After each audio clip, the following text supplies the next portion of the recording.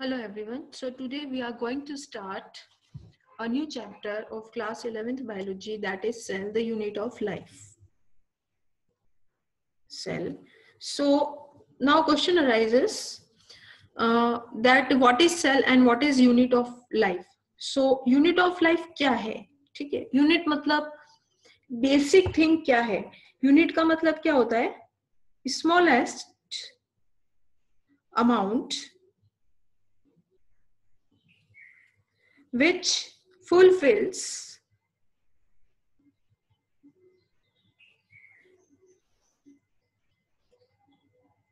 requirement. What does it mean? कोई भी ऐसी चीज या कोई भी ऐसा ऑब्जेक्ट जो मिनिमम रिक्वायरमेंट पूरी करता है. तो लिविंग होने के लिए अगर हम बोलते हैं कि this is any organism which is living, it could be bacteria, it could be fungus, it could be plant, it could be animal, it could be human, mosquito, ant, anything, flower, कोई भी चीज उसे हम बोलते हैं वो living है, life है. ठीक है, तो लाइफ क्यों है किसी ऑर्गेनिज्म के पास? बिकॉज उसके पास क्या है? सेल. ठीक है, सो सेल एक मिनिमम रिक्वायरमेंट है. Cell is a minimum requirement. सबसे छोटा, सबसे मिनिमम, सबसे less essential thing to say life. ठीक है, स्मॉलेस्ट एसेंशियल, सबसे स्मॉलेस्ट एसेंशियल थिंग लाइफ के लिए जो है कि हम लाइफ कह सकें, दैट इज सेल. ठीक है, सेल से छोटा अगर कुछ होगा तो वो लाइफ कंसीडर नहीं की जाएगी. जैसे सेल में क्या क्या होता है? सेल में, एक कंप्लीट सेल में क्या होता है? First of all plasma membrane,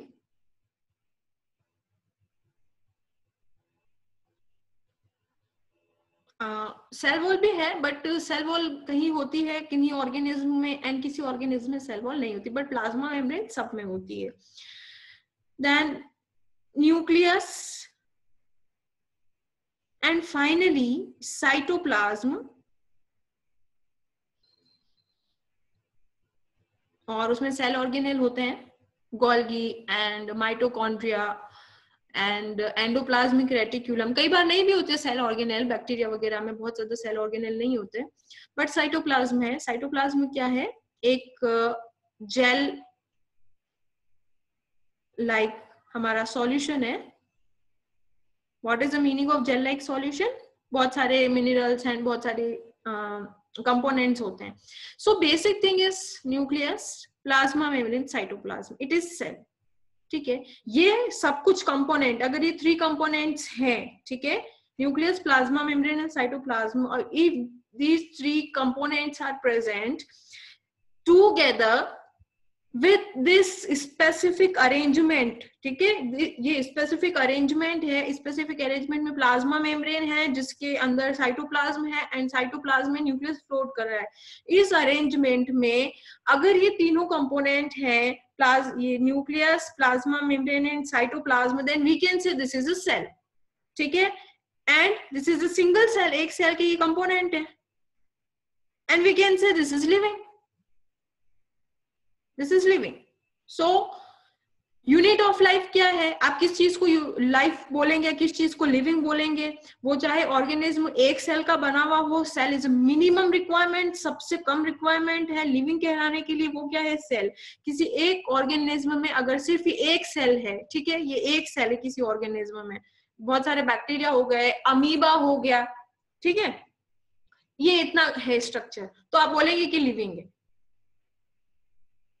ठीक है, और अगर इसको ब्रेक डाउन कर दिया जाए, मींस न्यूक्लियस अलग निकाल लिया आपने एंड न्यूक्लियस अलग कर दिया एंड आपने प्लाज्मा मेम्ब्रेन अलग कर दी एंड आपने साइटोप्लाज्म वाला पार्ट अलग कर दिया. ठीक है, तो अरेंजमेंट तो ऐसा नहीं रहा, तीनों कंपोनेंट अलग कर दिए. नाउ अब ये सेल नहीं है, अब ये लिविंग कंसीडर नहीं हो सकता है. सो कोई भी ऑर्गेनिज्म हो, चाहे यूनिसेलुलर हो या मल्टीसेलुलर हो, हम यूनिसेलुलर मल्टीसेलुलर का भी कंसेप्ट देखते हैं. Unicellular only one cell. Plasma membrane, nucleus and cytoplasm. So बहुत सारे ऑर्गेनिज्म हैं जिनमें ये तीन ही कंपोनेंट्स होते हैं. बैक्टीरिया हो गया जैसे, ठीक है, अमीबा हो गया, ठीक है, only single cell, one cell, ये भी लिविंग है. एंड एक ऑर्गेनिज्म है वो है मल्टी सेलुलर. अब मल्टी सेलुलर में तो ये तो एक सेल है. ह्यूमंस की बात करें तो ह्यूमन में कितनी सेल होती है आपको पता है? 10⁻60. ठीक है, 10 के आगे कितने जीरो लगाने आप एस्टिमेट करो. 10 के आगे 60 जीरो लगाएंगे. ठीक है, ट्रिलियंस एंड ट्रिलियंस में चली जाती है सेल मल्टी सेलुलर. ये भी लिविंग है, यूनिसेलुलर है. ये भी लिविंग है, यूनिसेलुलर है. इसके पास बहुत सारी सेल है. फिर सेल होगा, सेल से टिश्यू बनेगा, टिश्यू से ऑर्गन बनेगा. ठीक है, अब मल्टी सेलुलर ऑर्गेनिज्म है, हम ह्यूमन कंसीडर करते हैं मल्टी सेलुलर ऑर्गेनिज्म. आप कोई भी ऑर्गेनिज्म कंसीडर कर सकते हैं मल्टी सेलुलर जिसमें एक से ज्यादा सेल है. But human, because we are humans and we know about ourselves. So हमारे पास क्या है, देखिए, हमारे पास ब्रेन है, हमारे पास किडनी है, हमारे पास लीवर है, हमारे पास पैनक्रियाज है, हमारे पास पूरा का पूरा डाइजेस्टिव सिस्टम है, हमारे पास रेस्पिरेटरी सिस्टम है, हमारे पास बोन्स है, हमारे पास ब्लड है. क्या क्या नहीं है हम लोगों के पास? आईज है, सब कुछ है, टांग है, सब कुछ है. हम लिविंग है. ठीक है, तो सेल ने बनाया टिश्यू एंड टिश्यू ने ऑर्गन्स बनाए बहुत सारे. ठीक है, सो हम लिविंग है, हमारे पास ये सब कुछ है. सो हम लिविंग है, multi cellular. But unicellular organism के पास कुछ नहीं है. यूनिसेलुलर ऑर्गेनिज्म के पास सिर्फ तीन चीजें, न्यूक्लियस, प्लाज्मा मेम्ब्रेन, साइटोप्लाज्म. फिर भी ये लिविंग है, क्योंकि हम जो फंक्शंस करते हैं इतने सारे, जैसे मल्टी सेलुलर ऑर्गेनिज्म रिप्रोडक्शन भी कर रहा है, उसमें ग्रोथ भी हो रही है, उसमें डाइजेशन भी हो रहा है, उसमें रेस्पिरेशन भी हो रहा है, सब कुछ हो रहा है ना हमारे अंदर. वो सारे के सारे फंक्शन यूनिसेलुलर ऑर्गेनिज्म भी कर लेता है. तो वो यूनिसेलुलर ऑर्गेनिज्म ये सारे फंक्शन किसकी हेल्प से कर रहा है? जो भी फंक्शन है. ऐसा नहीं है कि आप यूनिसेलुलर को अंडर एस्टिमेट कर देंगे कि यूनिसेलुलर कुछ नहीं कर सकता. जब अर्थ पर कुछ नहीं बना था, सबसे पहले हमारी अर्थ थी, ठीक है, सन से अलग हुई थी, अर्थ पर कुछ नहीं था, nothing was living, there was nothing, कुछ नहीं था. सबसे पहले जो ओरिजिनेट हुए थे ना ऑर्गेनिज्म, वो हमारे यूनिसेलुलर ही थे. तो सब हुआ उनके अंदर, लाइफ के लिए जो जो एसेंशियल्स हैं सब कुछ हुआ, सब कुछ उन्होंने करा और अपने लेवल पर करा. सो वो सब कुछ जब उन्होंने करा तो किसकी हेल्प से करा? Plasma membrane, nucleus and cytoplasm. ठीक है, सो इसीलिए हम क्या बोल रहे हैं, लिविंग के लिए मिनिमम रिक्वायरमेंट क्या है? मिनिमम रिक्वायरमेंट क्या है अगर किसी को लिविंग बोले तो? That is cell. So cell is a unit of life. एक यूनिट भी काफी है, एक यूनिट भी लाइफ के लिए काफी है. That is unicellular organism. And multiple units 10⁻60 तो ह्यूमंस में होता है. फिर एलिफेंट हो गया, डॉग हो गई, कैट हो गया, फ्लावर्स हो गए, बहुत सारे फंगस हो गए. ठीक है, उनमें मल्टीपल सेल है. बट यूनिट क्या है? एक सेल होगी तो भी लिविंग कहलाएगा. And multiple cells, millions, billions and trillions में होगी तब भी क्या कहलाएगा? सेल कहलाएगा. सो सेल एक है तो बेसिक यूनिट है, एक सेल है तो आप कह सकते हैं कि वो लिविंग है. अगर सेल कंप्लीट फॉर्म में है, if in this arrangement, then it is living. अगर आप उसको ब्रेक डाउन कर देते हैं, ठीक है, तो वो लिविंग कंडीशन में सेल नहीं कहलाएगी. सो हम समझ गए हैं what is the concept of cell and what is the unit. Cell एक लिविंग होने के जितने भी रूल्स हैं, ठीक है, ऑल रूल्स, जिंदा होने के लिए, लिविंग कहलाने के लिए, वो एक सेल सारे रूल्स को क्या करती है? कंप्लीट करती है. सारे रूल्स को, लिविंग के सारे रूल हैं. ठीक है, सो हम देख लेते हैं कि लिविंग कहलाने के लिए क्या क्या जरूरत है. सो इससे पहले हम एक क्वेश्चन देखते हैं. What makes an organism living, or what is that an inanimate thing does not have which a living thing has? सबसे पहले तो देख लेते हैं inanimate क्या होता है. Inanimate वर्ड बना है, एक्चुअली में दो वर्ड होते हैं. देखो, एनिमल, ठीक है, एनिमल से ओरिजिनेट हुआ है एनिमेट. एंड इनएनिमेट जो है वो बना है, आप कंसीडर कर लीजिए इन एनिमल ठीक है। तो जो एनिमल है वो तो लिविंग है, animate is living, and in animal या inanimate for sure they are dead, इनमें लाइफ नहीं है। सो अब हम देखेंगे कि लिविंग के पास या एनिमेट के पास या एनिमल के पास ऐसा क्या है जो उसे लिविंग बनाता है। उसके पास है सेल, चाहे एक सेल हो चाहे एक से ज्यादा हो। और इन एनिमेट या डेड के पास या इन एनिमल के पास क्या है जो उसे डेड बनाता है। उसके पास सेल नहीं है, नो सेल, सेल प्रेजेंट नहीं है। So all living have presence of basic unit of life, the cell in all living organism। आपको ध्यान रखना है हमारे पास बहुत सारी सेल है, we are humans and we are having approximately 10 to the power 60 cells। so number is you can say unimaginable, कितने सारे नंबर हैं, मतलब 10 के आगे 0 0 60 तक करते जाओ आप, कितना लंबा नंबर आ जाएगा। ठीक है, एंड किसी में से ज्यादा भी हो सकते हैं, ये तो सिर्फ ह्यूमंस का अमाउंट है, एक एस्टिमेटेड अमाउंट है, अप्रॉक्स वैल्यू है। ठीक है, all organism are composed of cell. जो भी ऑर्गेनिज्म है, जो भी आपको लिविंग दिख रहा है वो सेल कहलाएगा। कुछ ऑर्गेनिज्म सिंगल सेल के बने हैं और वो यूनिसेलुलर ऑर्गेनिज्म कहलाते हैं, और कुछ ऑर्गेनिज्म जो है वो बहुत सारी सेल के बने हैं और वो क्या कहलाते हैं, multicellular organism. Now what is cell? So cell हमें पता है, तो 3 कंपोनेंट्स वी आर हैविंग। आपकी जितनी भी सेल है ना बच्चों, आपकी बॉडी में जितनी भी सेल है, चाहे आप हेयर की सेल देख लो, चाहे आप नोज की सेल देख लो, चाहे आप नेल्स की सेल देख लो, चाहे आप इंटेस्टाइन की सेल देख लो, आप रेस्पिरेटरी सिस्टम की सेल देख लो, आप सब कुछ देख लो। एक दो एक्सेप्शंस रिमूव कर दो, एक दो एक्सेप्शंस निकाल दो, कुछ सेल होती है जैसे आरबीसी वगैरह, बाकी सब सेल में क्या है, nucleus and this is plasma membrane and cytoplasm। ठीक है, तो एक एक्सेप्शन है हमारी आरबीसी जिसके अंदर न्यूक्लियस नहीं होता, अदरवाइज वो लिविंग है ना, आरबीसी इज लिविंग। सो वो एक अलग कंसेप्ट है, हम आगे कुछ क्लासेस लेंगे उसमें हम स्टडी करेंगे कि क्यों ऐसा होता है कि न्यूक्लियस नहीं होता। बाकी न्यूक्लियस सब में होता है, जितनी भी ऑर्गेनिज्म है, humans, plant, animal and bacteria, and वो सब इन्हीं कंपोनेंट से मिलकर के बना हुआ है। सो इंडिपेंडेंट एग्जिस्टेंस हमने पढ़ा। इंडिपेंडेंट एग्जिस्टेंस मतलब एक सेल इंडिपेंडेंट है, ठीक है, एक सेल सर्वाइव कर सकती है, एक सेल अपने आप खुद बिना किसी दूसरे ऑर्गेनिज्म की हेल्प से जिंदा रह सकती है। जैसे हम बोलते हैं ना, ह्यूमंस, हमारे पास ब्रेन है, हमारे पास किडनी है, हमारे पास लिवर है, हमारे पास रेस्पिरेशन है, हमारे पास डाइजेस्टिव सिस्टम है, तो हम सेल्फ सर्वाइवेबल है, बट हम मल्टी सेलुलर है। और जो यूनिसेलुलर ऑर्गेनिज्म है उनके पास तो एक ही सेल है, बस यही चीज है उनके पास, बट वो भी सर्वाइव कर सकते हैं इंडिपेंडेंट, मतलब दूसरे की जरूरत नहीं है। दूसरे की जरूरत नहीं है तभी तो वो एक लाइफ है, इंडिपेंडेंट लाइफ। कौन कौन से फंक्शंस हैं जो एक सोलो सेल परफॉर्म कर सकती है, अकेली सेल? ठीक है, ध्यान रखोगे आप इस अरेंजमेंट में कि सबसे पहले प्लाज्मा मेम्ब्रेन, फिर अंदर साइटोप्लाज्म, साइटोप्लाज्म में न्यूक्लियस, ये अरेंजमेंट रहेगा तो सेल लिविंग है।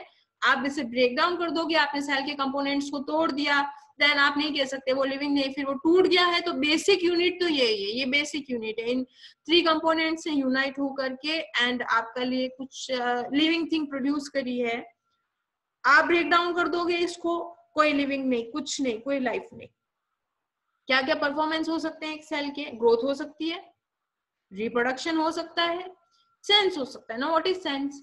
सेंस ये है कि हम सेंस करते हैं लाइट, ठीक है, लाइट हमारी आईज में जाती है, हमारी आईज छोटी हो जाती है, हमारी तो आईज है, ठीक है, इतनी आईज कितनी कॉम्प्लेक्स ऑर्गन है कि आईज में आपको पता है क्या क्या होता है, आपने 10th क्लास में पढ़ा है ना, लाइट वाले चैप्टर में पढ़ा था, क्या क्या होता है आईज में, रेटिना एंड प्यूपिल एंड आइरिस, तो हम लाइट सेंस करते हैं, इट्स ओके। बट यूनिसेलुलर जो ऑर्गेनिज्म है ना, वो भी लाइट सेंस कर सकते हैं, ठीक है। सो लिविंग के पास सेंस है, रिप्रोडक्शन है, ठीक है, सेंसिंग और भी फॉर्म में होती है, केमिकल से हमें सेंसिंग होती है, मॉस्किटो रिपेलेंट है, तो वो क्या है, मॉस्किटोज के पास वो भी सेंस है। So that is everything is sense, सब कुछ सेंस के थ्रू, लाइट का, केमिकल का, बायोलॉजिकल एनवायरनमेंट में जो चेंज हो रहा है, वेदर में जो चेंज हो रहा है, वो सब कुछ सेंस है। और सेंस कौन कर सकता है? लिव, डेड तो सेंस नहीं करेगा। Now anything less than a cell not considered as a cell. What does it mean? ठीक है, anything less than a cell.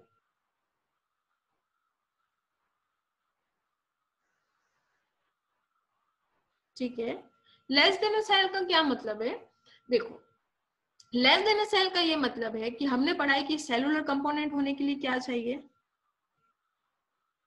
Cellular component होने के लिए चाहिए plasma membrane, nucleus and cytoplasm. ठीक है, अब लेस देन अ सेल, इसे ब्रेक डाउन कर दो, न्यूक्लियस अलग निकाल दो, प्लाज्मा मेम्ब्रेन अलग निकाल दो, साइटोप्लाज्म जेल लाइक सब्सटेंस अलग निकाल दो। हो गया ना less than a cell, complete cell नहीं है, so this is non living. अब एक लेस देन अ सेल का एक और कंसेप्ट आता है कि एक तो हम बोल रहे हैं cell that is living, single cell is living, multiple cell is living. ठीक है, एक हम बोल रहे हैं no cell, minimum requirement is cell to cell living, this is our minimum requirement. If any organism is having single cell or multiple cell, it is living, so cell is our minimum requirement.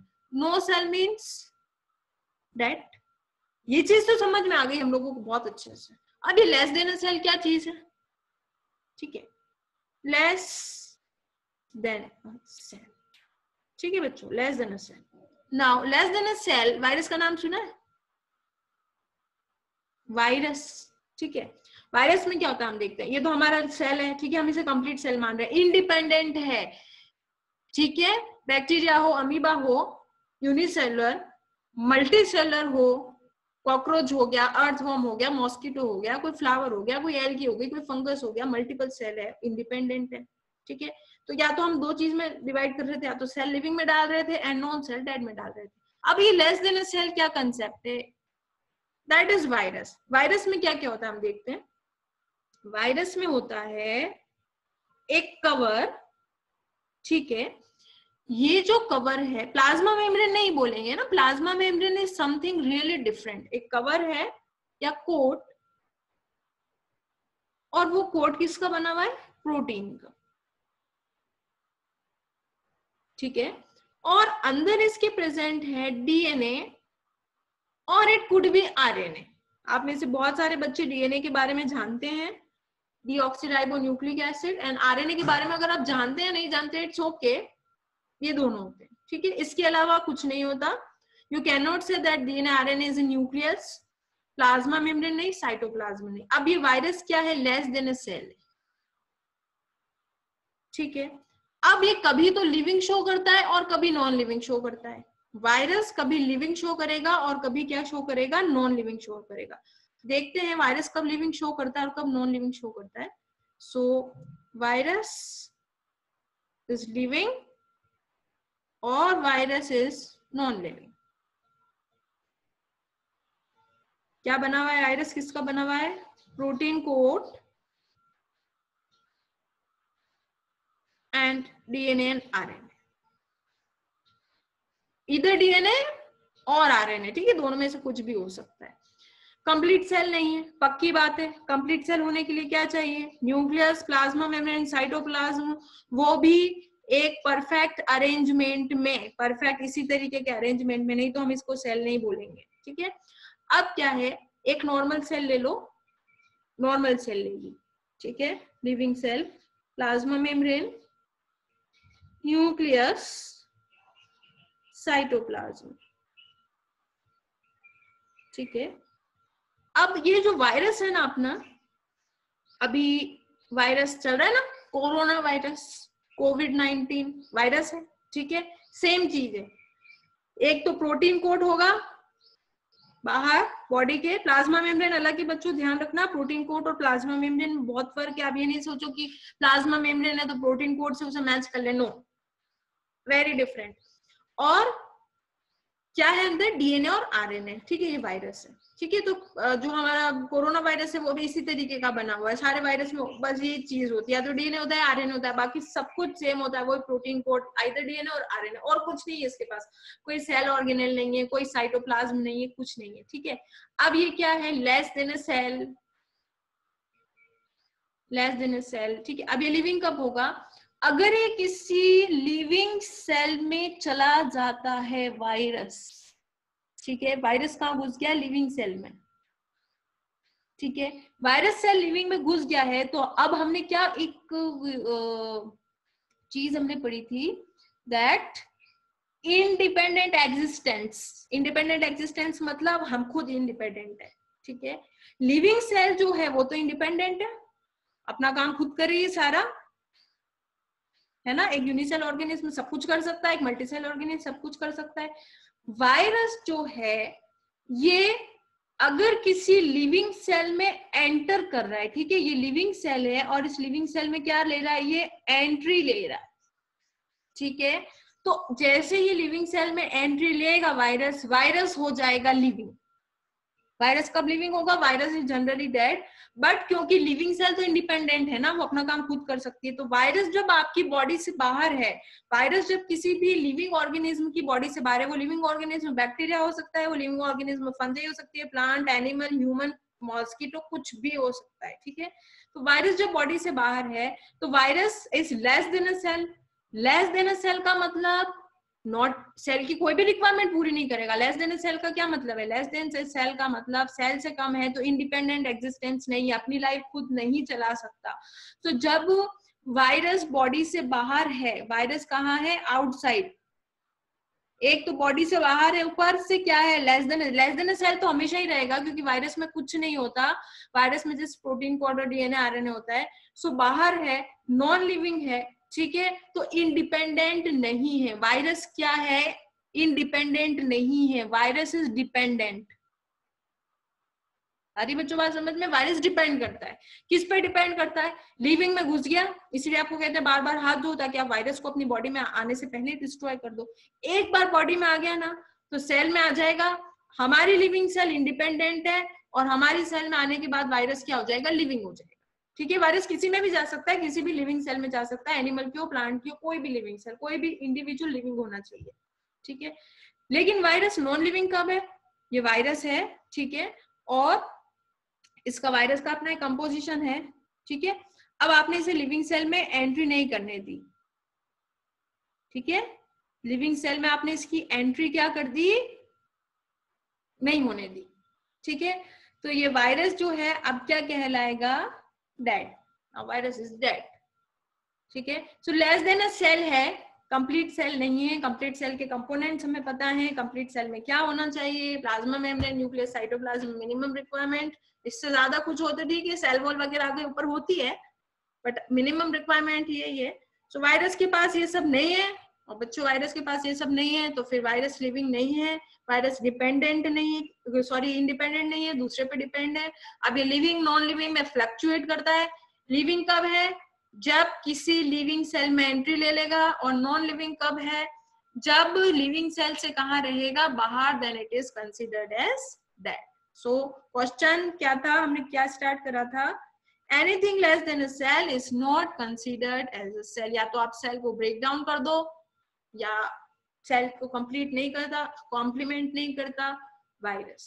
Cell is fundamental, structural and functional unit of living. What does it mean? It mean that structure के हिसाब से भी basic होना चाहिए structure. Nucleus, plasma membrane and cytoplasm, ये तो structural unit हुई, है ना। ये हमारी यूनिट है, मतलब इतना तो होना ही चाहिए सेल होने के लिए। इससे कम होगा तो हम सेल नहीं बोलेंगे, that is structural unit. And functional unit क्या है? सेल वो सारे काम कर सकती है जो उसे इंडिपेंडेंट बनाते हैं स्ट्रक्चरल यूनिट में। स्ट्रक्चर में जो कंपोनेंट्स चाहिए, minimum requirement, nucleus, plasma membrane, cytoplasm, ये तो स्ट्रक्चरल यूनिट है, मतलब सेल ये सारी चीज अपने अंदर रखती है कंपोनेंट। और फंक्शनल यूनिट का मतलब सेल जिंदा या लाइव रहने के लिए वो सारे परफॉर्मेंसेस करती है, ग्रोथ करेगी, रिप्रोडक्शन करेगी, सेंस करेगी, रेस्पिरेशन करेगी, फूड अपटेक करेगी, डाइजेशन करेगी, सब करेगी। आपने 10th क्लास में पढ़ा है ना अमीबा। अमीबा आपने देखा होलोजोइक न्यूट्रिशन लेता है, तो एक अमीबा एक सेल फूड लेता भी है और उसको डाइजेस्ट भी करता है, सारे काम कर लेता है सिंगल सेल, ठीक है। So that's why cell is fundamental structural unit. एक सेल स्ट्रक्चर कंप्लीट स्ट्रक्चर है।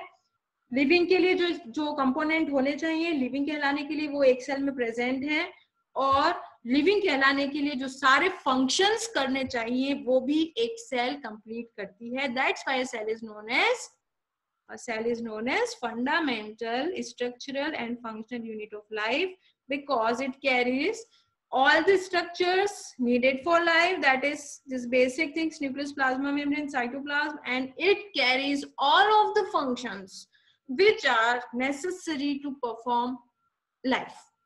ठीक है, growth, reproduction, sense, etc. Now हम next topic पर move on करते हैं, and that is discovery किसने करी थी सबसे पहले सेल की।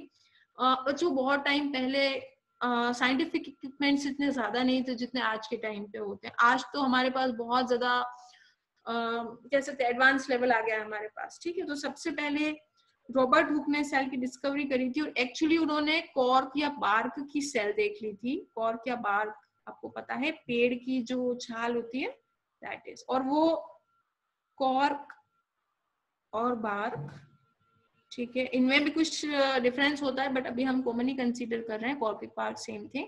ये क्या होती है, वैसे डेड होती है, ठीक है। तो इन अंदर कुछ नहीं दिखा न्यूक्लियस वगैरह, क्योंकि डेड सेल जो होती है ना, डेड सेल में न्यूक्लियस नहीं होता बच्चों, डेड सेल में साइटोप्लाज्म भी नहीं होता, ठीक है। बात वही आ गई, ठीक है।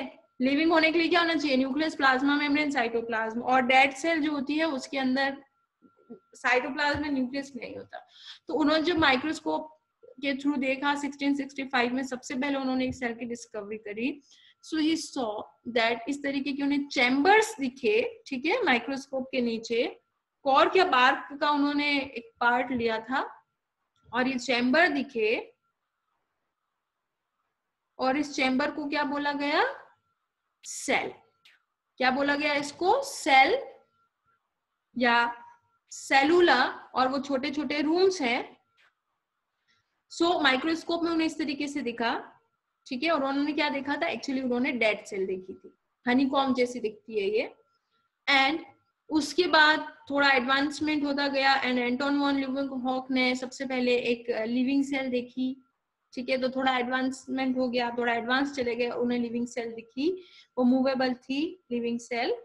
एंड रॉबर्ट ब्राउन ने फिर न्यूक्लियस की डिस्कवरी करी थी। सो रॉबर्ट ब्राउन ने बाद में किया था वर्क, एंटोन वॉन ल्यूवेनहॉक ने एक माइक्रोस्कोप डिस्कवर करा था, डिस्कवर नहीं मतलब हम कह सकते हैं कि जो रॉबर्ट हुक ने जो बनाया था उसके साथ ही थोड़ा और वर्क कर लिया था, तो थोड़ा एडवांस लेवल पर चला गया था। सो रॉबर्ट हुक ने, ध्यान रखोगे, एक तो उन्होंने कॉर्क सेल देखी थी, और वो कॉर्क सेल थी डेड। कॉर्क हमेशा या बार्क जो है वो डेड होता है, और इन्हें कुछ नहीं दिखा, ना तो साइटोप्लाज्म दिखा, ना न्यूक्लियस दिखा, कुछ नहीं दिखा, ठीक है। उन्होंने जस्ट ऐसे चैम्बर्स देखे थे, हाँ ये सेल ही है, ऐसी बात नहीं, ये भी सेल है, ये भी सेल है, ये भी सेल है, ये भी सेल है, बट अंदर उनको लिविंग कुछ नहीं दिखा, क्योंकि बार्क ली थी उन्होंने। फिर एंटोन वॉन ल्यूवेनहॉक ने सबसे पहले क्या देखी थी, लिविंग सेल देखी थी। ये माइक्रोस्कोप्स हैं बच्चों, ये देखो माइक्रोस्कोप है, ये रॉबर्ट हुक की माइक्रोस्कोप है, और थोड़ा सा फिर उसके साथ वर्क करके एडवांस लेवल पर थोड़ा सा वर्क करा ल्यूवेनहॉक ने, एंड ये 3 टाइम्स ज्यादा बड़ा करके किसी भी ऑर्गेनिज्म को बता सकता है। सो ये धीरे धीरे फिर डिस्कवरीज होती चली गई, और आज तो बहुत ज्यादा माइक्रोस्कोप डेवलप हो गई, इलेक्ट्रॉन माइक्रोस्कोप वगैरह बहुत ज्यादा आ गई है, जो कि हम इतना आगे बढ़ चुके हैं कि हम एक एटम को भी देख सकते हैं। अब तो ये लेवल आ गया है ना कि we can see a single atom, और सेल तो बहुत सारे मिलियंस ऑफ एटम की मिलकर बनी होती है। Even cell is very small thing and we can not see a cell with our naked eyes, but cell is made up of so many atoms, millions and millions atom से मिलकर के एक cell बनी हुई रहती है, ठीक है। वही एटम, कौन किसा atom, hydrogen, nitrogen, sulphur, oxygen, यही तो होता है सेल में, और क्या होता है। This is a cell, nucleus, plasma membrane and cytoplasm, ठीक है। सो आज हम इतना ही करेंगे, एंड बाकी फिर हम नेक्स्ट क्लास में करेंगे, आपको नोटिफिकेशन उसका मिल जाएगा।